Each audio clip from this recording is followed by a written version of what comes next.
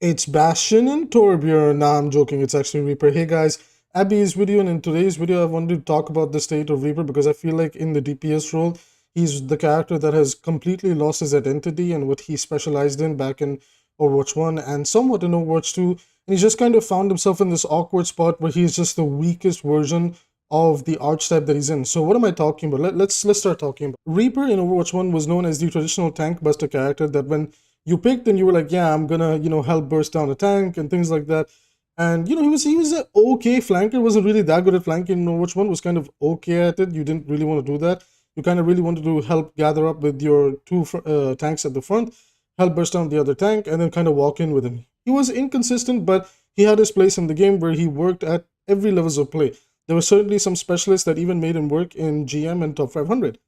In Overwatch 2 Season 1, Reaper had a pretty good spot in where he was competing with Genji for that flanking DPS role to work alongside Sojourn and Junker Queen in the Junker Queen Goats comp.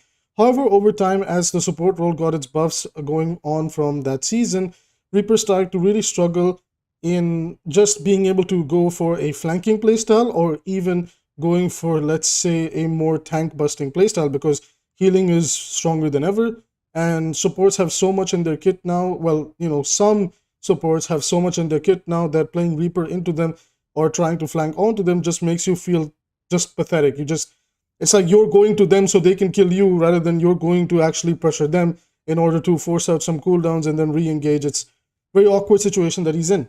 However, there's two other characters that fall into his archetype of being good at tank busting that are Bastion and Torbjorn. And in that regard, Bastion and Torbjorn have gotten a handful of buffs and changes and slight tweaks here and there to the way that they work, that I actually have been making an argument recently that because Bastion and Torbjorn have become so strong, Reaper has no identity in the game. I make a very powerful argument that wherever Reaper is used, Torbjorn is just number one, the better pick. There's no debating on this. I really don't want to hear it. Torbjorn has a better shotgun than Reaper does, better survivability, better ultimate, a turret to help bring that sixth body into the team comp and apply passive pressure that can really help against certain characters like Sombra and Tracer. You can place it close to your supports. There's so many things you can do with Torbjorn, especially if you're playing defense, that you can get away with. Granted that, Reaper's probably a little bit better on attack, but if you know what to do with Torbjorn, you can get away with him really, really well on attack as well. Torbjorn also has incredible poke damage that you can just, again, if you master the projectile shots of the left click, the primary fire for Torbjorn, those little lava coins will just burst people down. And again, I will show you guys some clips of what I'm talking about, where I show you where Reaper works and where Torbjorn and Bastion are just the better picks. Now, one thing is for sure, Reaper seems to work best when the enemy team just doesn't really want to give you any attention and you're able to get away with a lot of things. Now, this can also apply to Bastion and Torbjorn. However, even if you're being given attention on Bastion and Torbjorn, you're still able to do what you want to do and just completely obliterate the enemy team. Now, this is the time where we talk about, well, why are Bastion and Torbjorn just better? That's just because they're better at tank bursting. Bastion, when you press shift and hold left click, it just completely deletes a tank target from the game. It's really, really effective against Winston. Let's say that we want to have an anti-dive comp and we're picking between Bastion, Reaper, or Torbjorn. Bastion presses shift the second the Winston jumps in and just melts him. Torbjorn presses E and holds right click to do his shotgun fire and just melts him.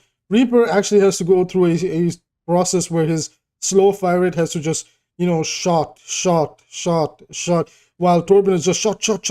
Bastion's like, just firing away like so quick. It's like, if you had to pick between, even just from the fire rate perspective, it's like, yeah, I feel like, Bastion and Torbjorn are just better because in that moment, let's say if that dive comp hasn't dived yet, you still have the power of being able to poke them with Bastion and Torb. Reaper can't actually poke, right? Now, you might argue that, well, Reaper has some good mobility, and he does. He definitely has the best mobility, but honestly, the mobility is basically primarily being used to go for flanks. When supports are in such a powerful spot where they can do some really good burst damage, have really, really overpowered abilities that can just completely ruin you, going on flanks on them isn't the best option. If anything, more often than not, it's going to get you killed.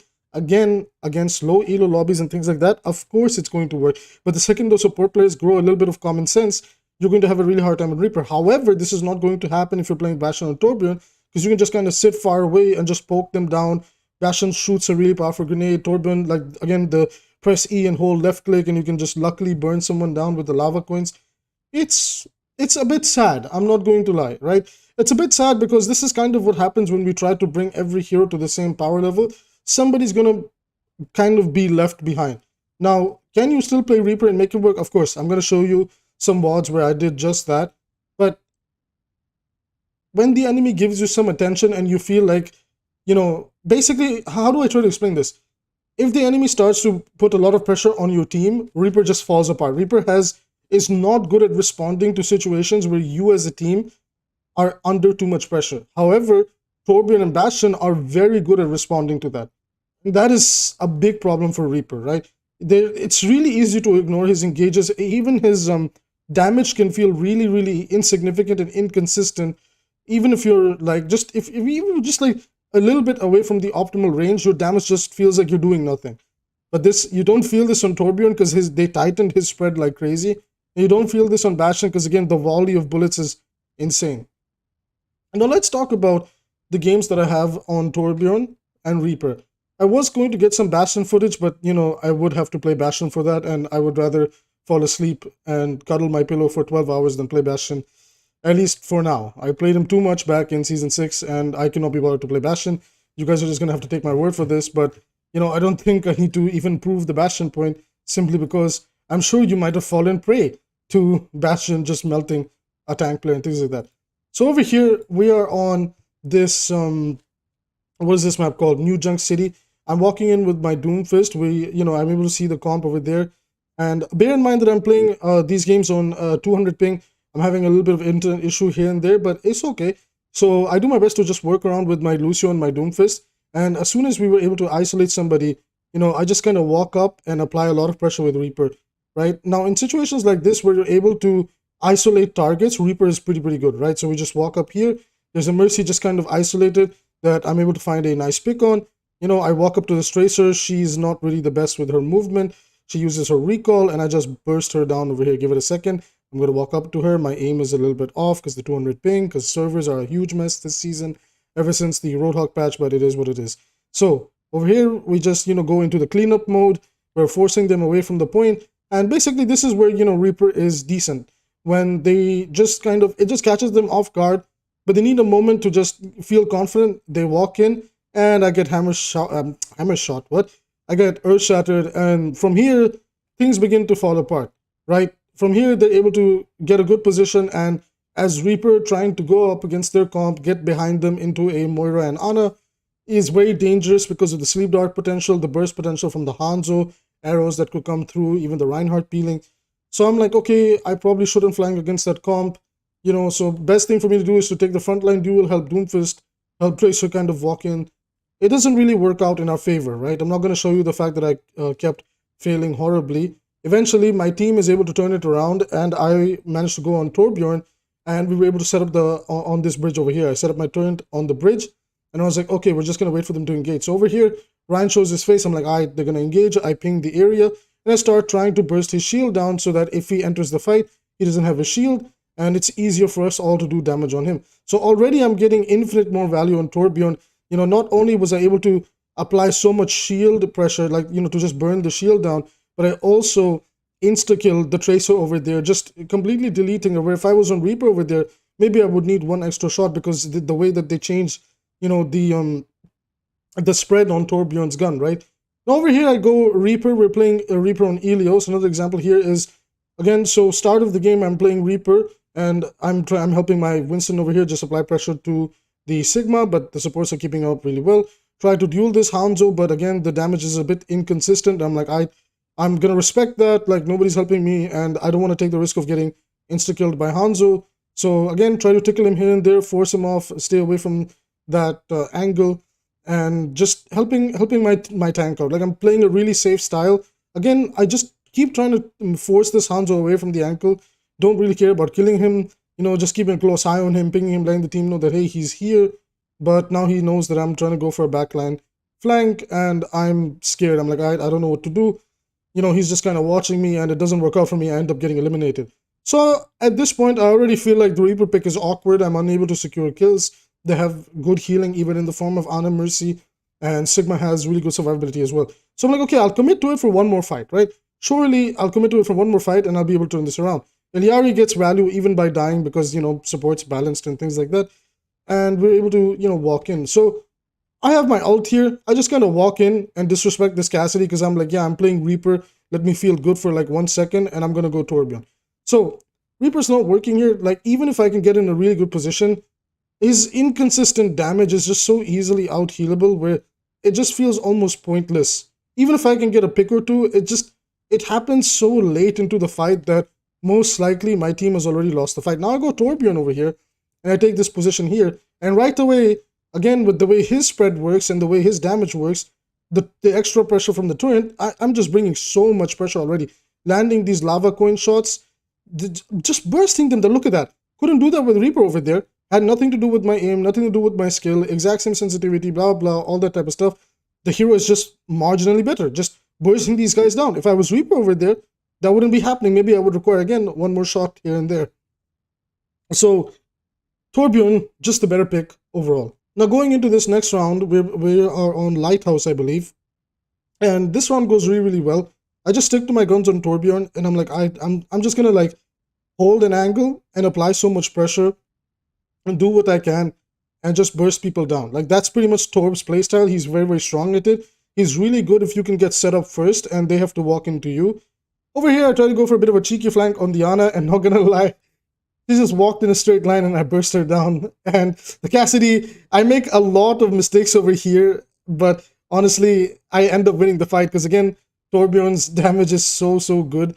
And yeah, if I was Reaper over there, it wasn't gonna happen. The turret helps me. Like, I didn't even realize I had the turret over there, and it just confirmed the ELF on the Sojourn, and it's just incredible. Like, I just find it really sad. Like, again, I could be playing Reaper here, but he will just feel so inconsistent that at some point I might have already died.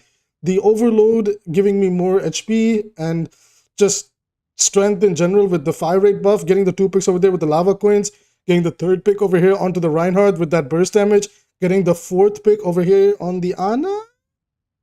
I don't know. Okay, well, the 𝐒𝐈 stole it, right? And then the 5th pick, oh, come on. Oh, no, we got it. But that was the 4th one, but, 𝐒𝐈 stole the other one. I got a bit too overly excited, and I was like, you know what? Torb is so strong, I don't even need the ultimate. I'm just going to blow my load on Ilios and just, have a good time. I'm on vacation out here in Greece. Excuse me, I got a bit too excited during this audio session recording as well. But my point basically is Torbjorn very strong. If I was Reaper over here, I wouldn't have nearly as much confidence because, again, Reaper just feels sadly very, very inconsistent, right? He just, like, there are too many things that need to work out in your favor that you cannot control. I feel like on Torbjorn, something that is really strong is I don't need help from anybody else. I can kind of do everything on my own. With Reaper, I feel like I need to be with the other tank or the other DPS. Otherwise, I'm never going to find value. And sadly, that's just the state of the hero, right? And the same thing can be applied to the Bastion logic as well, that even on Bastion, it feels that way. Now, is every game going to be this way for Reaper? Of course not. I have this game over here where, I was able to scout the enemy had a Winston, and I just wanted to position on the high ground on Big Earls on Route 66. And I just wanted to, like, anytime this Winston dived in, apply pressure and then back out. So over here, applied some pressure to the Winston, took a lot of burst damage because my hitbox is big as hell because I'm thick, but it is what it is. Climb back up to the high ground, apply a little bit more pressure. Again, the damage just feels so inconsistent. It's like, you just put yourself in a scenario like there. Like, imagine if I was playing Torbjorn, right? Imagine if I was Torb in that scenario. I could be doing so much more. Got the kill on the Zen a little bit ago. And yeah, over here, I, scouted out Diana. But again, the damage is just inconsistent, right? It's just the way the Reaper spread works. Like, I really feel like they need to look into it and find a way to just make him feel better. I feel like maybe we can try tightening his spread. I don't think, like, we need to necessarily increase Reaper's damage. I feel like the problem really is in how weird his spray patterns are, that if you can make it just a little bit consistent, it's not going to break Reaper. It'll just make him feel good, because this is what the developers want. They want every hero to feel good, so, and be on that same level. So in my opinion, if we could reduce Torbs' damage spread to be good in duels, then why can't we do the same for Reaper, right? I don't know, man. That's just like my take on it. Again, positioning with my support. The Winston jumps in, apply the pressure to the Winston. Damage is just kind of pathetic, but I don't want to get one shot by Genji's combo. I have to respect it, whether he's a good or bad player or not. We apply some pressure with the Sigma ult, decide to walk in, you know, and just overall, the cycle goes on. It's pretty much just, you know, regular Reaper gameplay. I'll show you a clip real quick over here near the end where I'm able to just, you know, carry a fight with Reaper. I'm going to take us to that point. Editing magic is in display. You know, it's the final fight. They might take the point. I come in, 1 kill right there, 2nd kill right there, working my way to the 3rd kill, 4th kill coming right up. There we go, the 5th one, 5th, and they stole it. It is what it is. What can you do about it? But yeah, Reaper, not that bad if the enemy team doesn't necessarily pay attention to you, but he is inconsistent, and there are other characters that do what he is trying to do much better. Only thing I would like to see for him is change up his, you know, spread a little bit and see what it does for him, right? No need to give him another damage or anything like that. And hopefully he'll be fine, because he desperately needs it. He's really in a very, very weird spot. It's either you play him into people that are just completely clueless, or you just don't play him because people that aren't clueless will bully you the entire game, and you'll never be able to just do your job as a damage dealer. In general, right? In general. Okay, everybody, that's going to be it for this video. If you want to support the channel for free, like, comment, and subscribe. And if you want to support the channel financially, you can do so by using Super Chat down below until I get a Patreon and things like that set up. I will see you guys in tomorrow's video.